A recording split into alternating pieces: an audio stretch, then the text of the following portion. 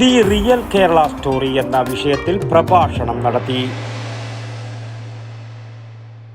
കൃത്യമായി തിരിച്ചടക്കുന്നവർക്ക് ഇളവ് നൽകുന്ന ഒരേ ഒരു സ്ഥാപനം ശരിക്കും പിന്നെ അല്ല.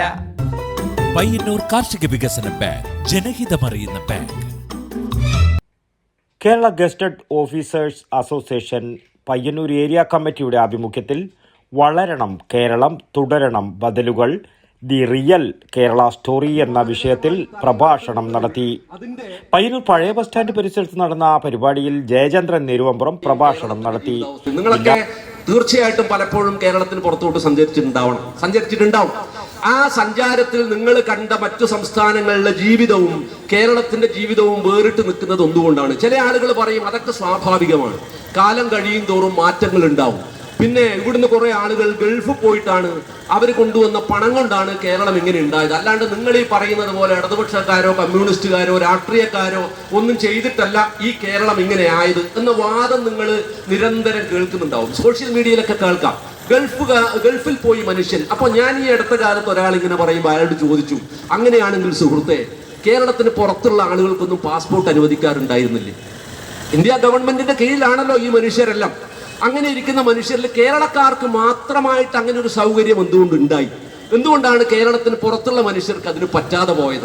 ഈ ചോദ്യത്തിന് അവർക്ക് ഉത്തരവില്ല. യഥാർത്ഥത്തിൽ എന്തുകൊണ്ടാണ് കേരളക്കാർ ഒരു ജനത എങ്ങനെയാണ് അതിൻ്റെ സാമൂഹ്യമായ ജീവിതക്രമത്തിനകത്ത് ഒരു ജാഗരണത്തിലൂടെ ലോകത്തേക്ക് കുതിക്കാനുള്ള ഒരു ഊർജം എങ്ങനെയാണ് ആർജിക്കുന്നത് എന്നതിൻ്റെ രാഷ്ട്രീയം പരിശോധിക്കുമ്പോഴാണ് കേരളത്തിനകത്ത് മാത്രമുള്ള മനുഷ്യർക്ക് ഇങ്ങനെ ലോകം ചുറ്റാനുള്ള പ്രാപ്തി കൈവന്നത് എന്ന് നമുക്ക് മനസ്സിലാകുക.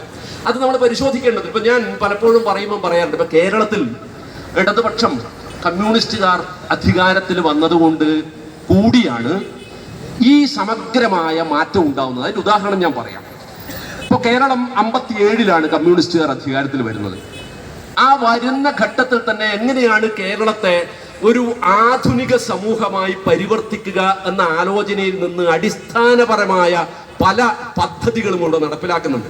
ജില്ലാ president CM Sudheesh, KV Shijith, P Jalaja, TP Somanathan, K Mohanan, doctor Shahin Muhammad, PV Lathika എന്നിവർ സംസാരിച്ചു. News bureau Payyanur. ശ്വാസം വലിച്ചുവിട്ടെ. എത്ര വയസ്സ് വരെ പാൽ കൊടുത്തു? 1 വയസ്സ് വരെ.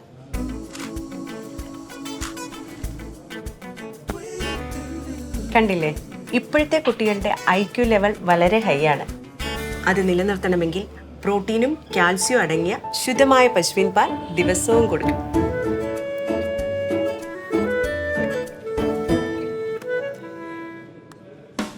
ഇപ്പൊ ജനതാ പാൽ എല്ലായിടത്തും ഉണ്ടല്ലോ.